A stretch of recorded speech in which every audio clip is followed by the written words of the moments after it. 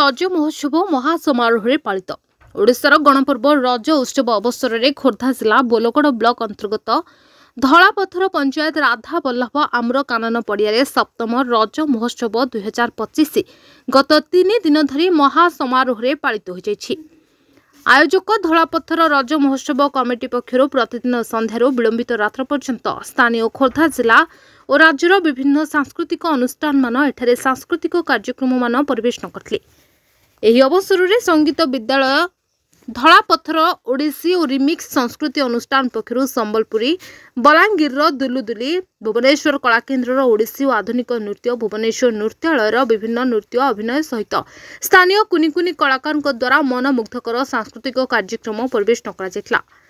एक साधारण सभा आयोजन कराई प्रतिभा संवर्धना उत्सव अनुष्ठित होता। एथिरे रज महोत्सव कमिटर सभापति विजय कुमार सुबुद्धि सभापतित्व में साधारण सभा मुख्य अतिथि भाव पूर्वतन जिला परिषद सभापति तथा विशिष्ट समाजसेवी बासंती महापात्र, मुख्य वक्ता भाव बरुणई शिल्पांचल संगठन सभापति शिव नारायण मिश्र, सम्मानित अतिथि भाव समाजसेवी वासुदेव साहू, धलापथर पंचायत सरपंच नारायण साहू, पूर्वतन सरपंच सूरज प्रसाद सुबुद्धि, अर्थनीतिज्ञ विभुदत्त पाइकराय प्रमुख जोगदेइथिले।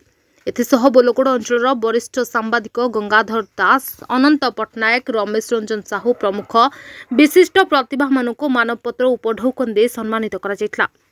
एही कार्यक्रम को प्रतीक्षा प्रियदर्शिनी और सागरिका मिश्र संयोजना करथिबा बेले उद्घोषक मंच परिचालना करथिले।